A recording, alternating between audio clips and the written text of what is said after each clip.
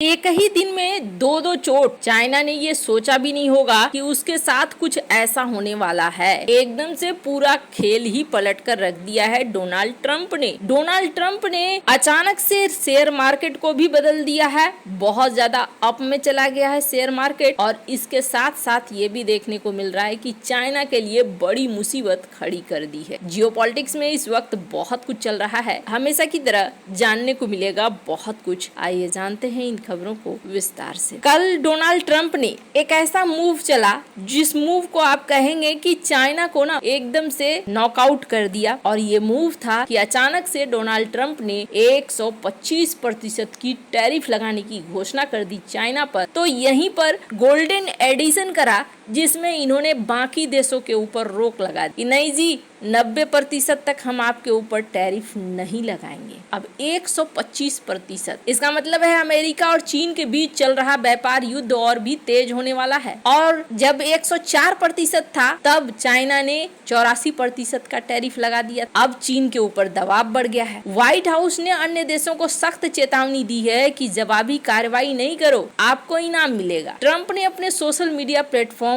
Truth social पर कहा है कि 75 से अधिक देशों ने अमेरिका से व्यापार वार्ता के लिए संपर्क किया है और उन्होंने जवाबी कार्रवाई नहीं की है, इसलिए उन्होंने 90 दिनों के लिए टैरिफ को रोक दिया और इन देशों पर केवल 10% का आधारभूत टैरिफ लागू किया जाएगा। हालांकि चीन पर टैरिफ को 125% तक बढ़ाने का फैसला किया गया। चीन द्वारा वैश्विक बाजारों के प्रति अनादर को इसका कारण बताया गया। दूसरी ओर चीन के वाणिज्य मंत्रालय ने कहा कि अमेरिका के ये टैरिफ विश्व व्यापार संगठन के नियमों का उल्लंघन करते हैं और चीन ने इसे अपने लोगों के हितों पर हमला। इस टैरिफ युद्ध का असर बाजारों पर भी देखने को मिला। ट्रंप के 90 दिनों के रोक के ऐलान के बाद जो लाल लाल बाजार थे वो हरे हरे में बदल गए। वैश्विक शेयर बाजारों में उछाल देखा गया। S&P 500 में 9.5% की बढ़ोतरी, नैस्डैक में 12.2% की वृद्धि। लेकिन अर्थशास्त्री ये कह रहे हैं कि अब जो ये युद्ध है ना, ये युद्ध आगे भी बढ़ेगा देखने को मिल रहा है। अमेरिका और चीन के बीच टैरिफ युद्ध एक जटिल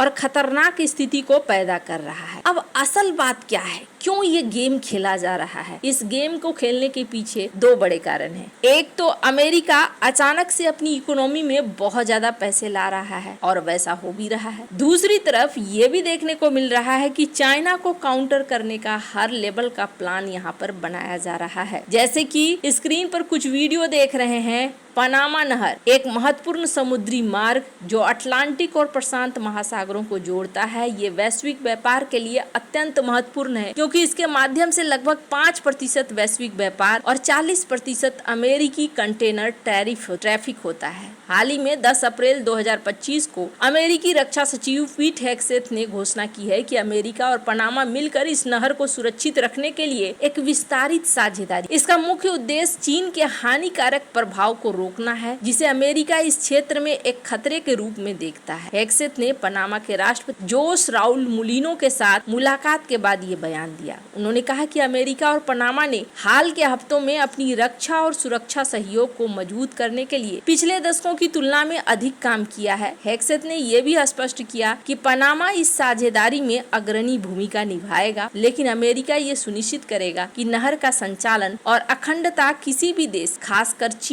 चीन से खतरे में न पड़े। अमेरिका लंबे समय से इस बात को लेकर चिंतित है कि चीन पनामा नहर के आसपास के क्षेत्र में अपनी पकड़ मजबूत कर रहा है। उदाहरण के लिए हांगकांग की एक कंपनी CK हैचिसन, इसने नहर के दोनों छोर पर बंदरगाहों पर 25 साल की लीज हासिल की है और ये कंपनी अब इन बंदरगाहों को ब्लैक रॉक, एक अमेरिकी निवेश कंपनी सहित एक अन्य समूह को बेचने की प्रक्रिया में। अमेरिका को डर है कि चीन इन बंदरगाहों के जरिए निगरानी कर सकता है, जिससे पनामा और अमेरिका दोनों की सुरक्षा और संप्रभुता को खतरा हो सके। हेग्सेथ ने यह भी कहा कि चीन ने इस नहर को नहीं बनाया है, चीन इसका संचालन नहीं करता है, चीन इसे हथियार के रूप में इस्तेमाल नहीं करेगा। ये बयान चीन के प्रति अमेरिका की सख्त नीति को दिखलाता है। अब यहाँ पर धीरे धीरे आगे बढ़ता हुआ अमेरिका दिख रहा है और अमेरिका ने उसी लिहाज से एक्शन भी लेना शुरू कर दिया है। ऑल इन वाले मोड पर चले गए हैं। मतलब बाकी सब जो देश हैं, चलो तुम्हें कोई प्रॉब्लम नहीं है, तुम दूर रहो,